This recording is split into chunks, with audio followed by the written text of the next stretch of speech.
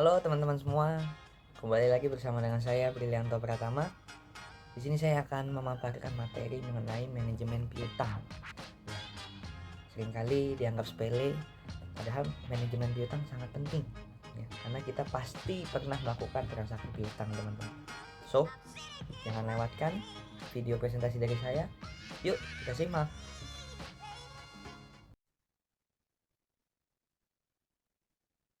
Ya, di sini saya akan menjelaskan mengenai apa itu manajemen piutang.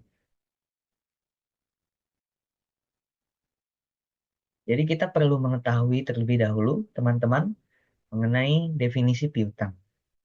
Jadi secara singkat, piutang merupakan bentuk penjualan yang dilakukan oleh suatu perusahaan di mana pembayarannya tidak dilakukan secara tunai, namun bersifat bertahap.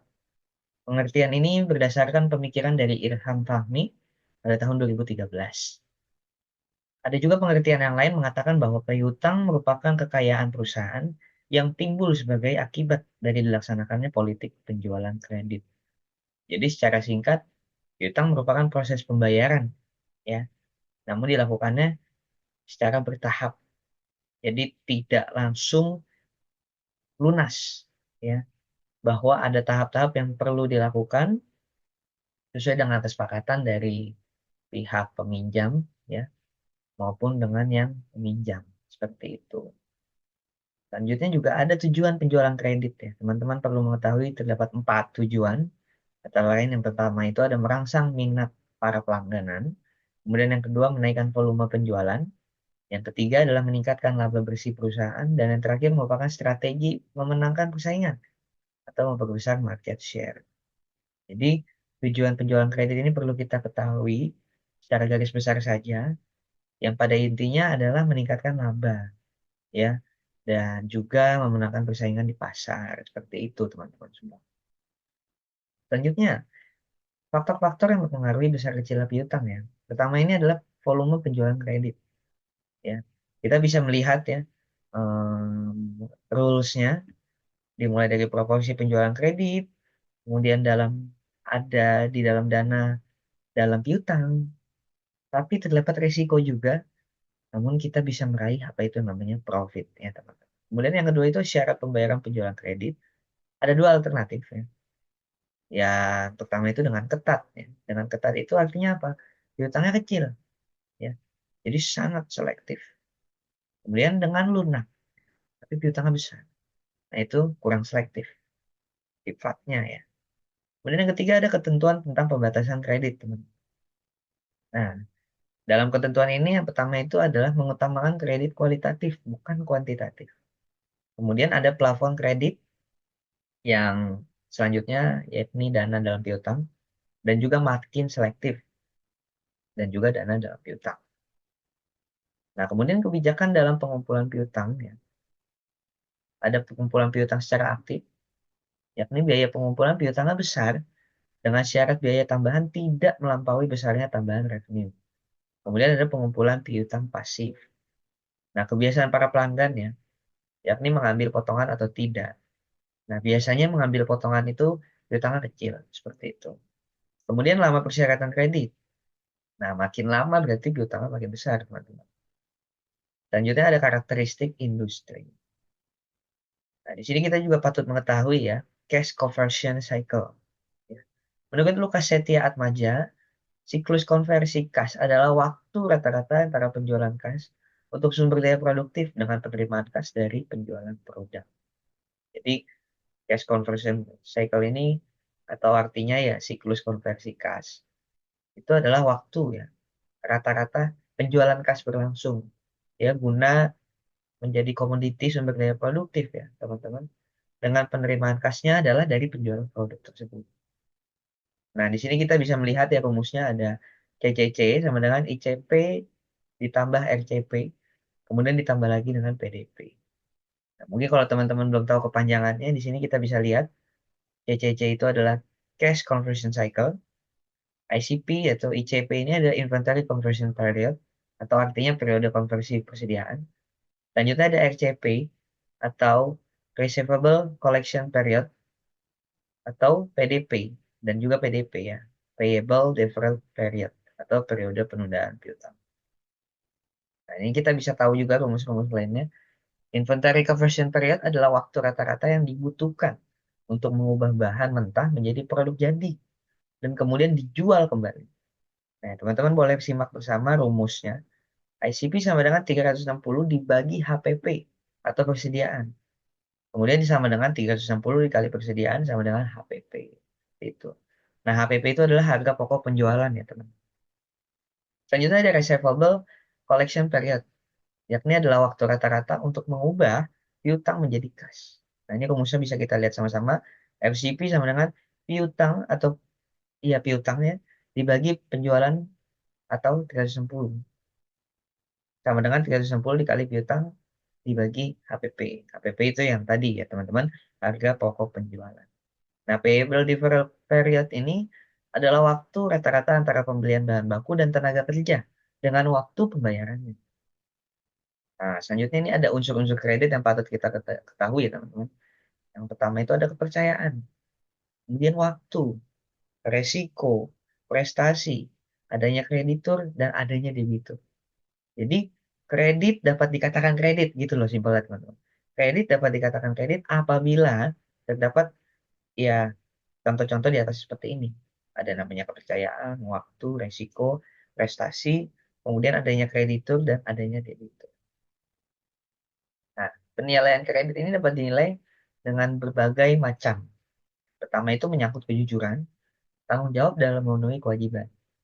Jadi contoh sederhananya adalah ketika teman-teman meminjam, teman-teman bisa atau tidak bertanggung jawab.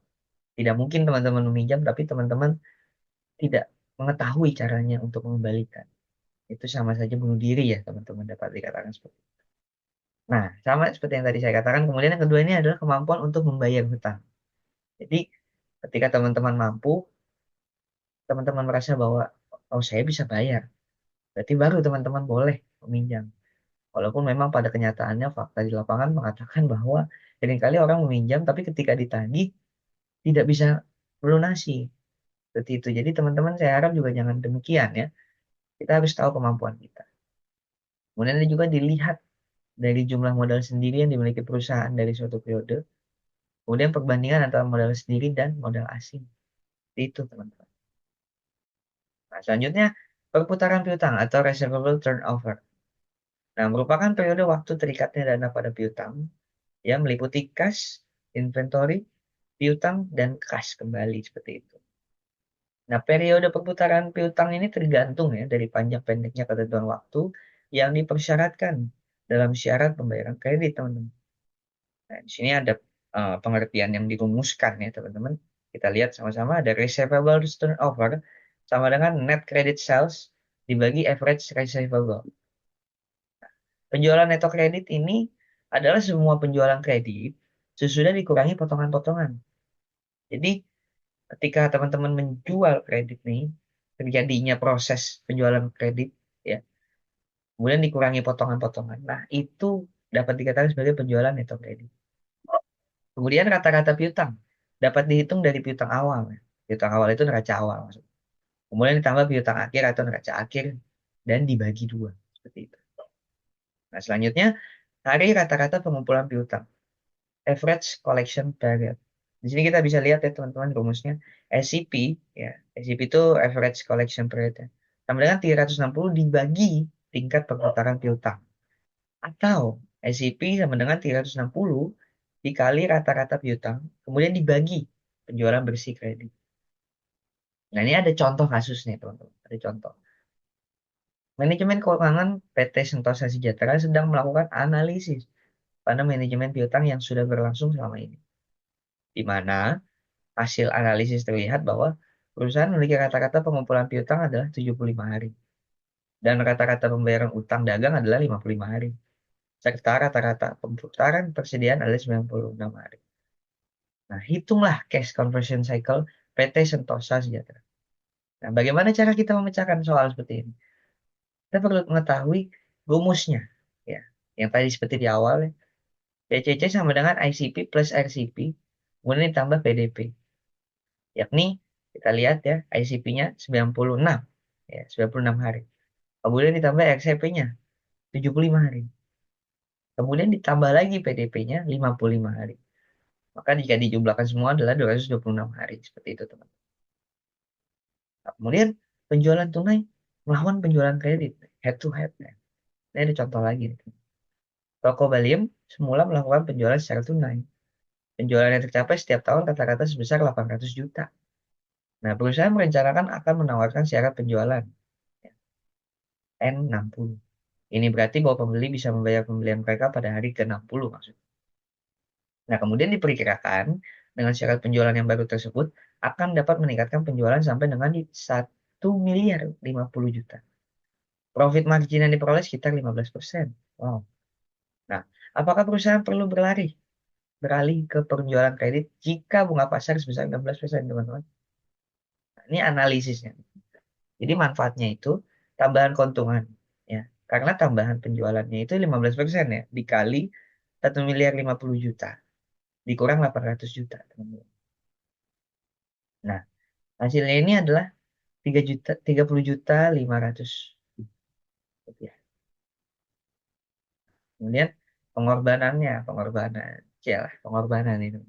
Jadi kata-kata piutang sama dengan 360 dibagi 60 hari. Sama dengan 6 kali dibagi 1 tahun.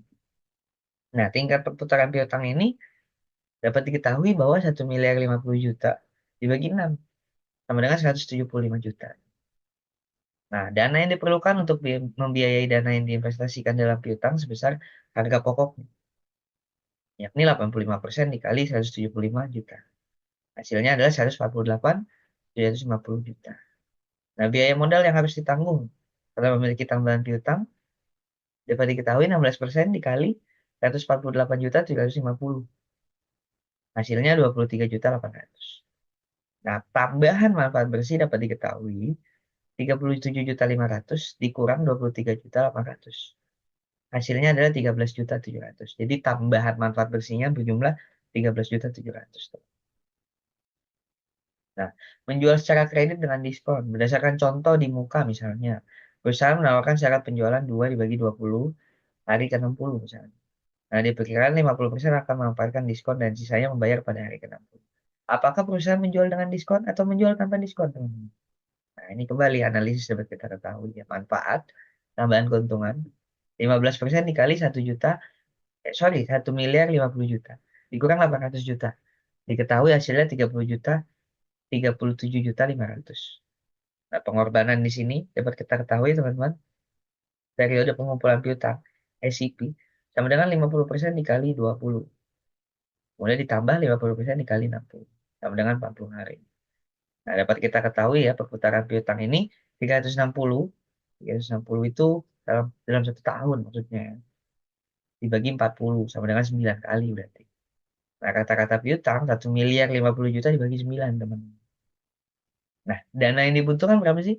Berarti dana yang dibutuhkan 116 miliar 166 juta. Nah, 85% dikali 106 miliar 666 juta. Ya, diketahui bahwa hasilnya 99 juta. Nah, jumlah pengorbanannya berapa? Biaya modal sama dengan 16% dikali 99 juta. Nah, kemudian diskonnya 2% dikali 50%, kemudian dikali lagi 1 miliar 50 juta. Hasilnya yaitu tadi 15 juta 866, kemudian 10 juta 500 ditambah. Hasilnya 26 juta 366. Sehingga tambahan keuntungan dapat kita ketahui ya, 30 juta 500 dikurang 26 366 juta. Hasilnya 11 juta. Ya, ya, seperti itu video presentasi dari saya mengenai manajemen piutang. Kiranya bermanfaat ya untuk kita semua, khususnya penonton channel YouTube saya. Oke, semoga bermanfaat teman-teman. Terima kasih.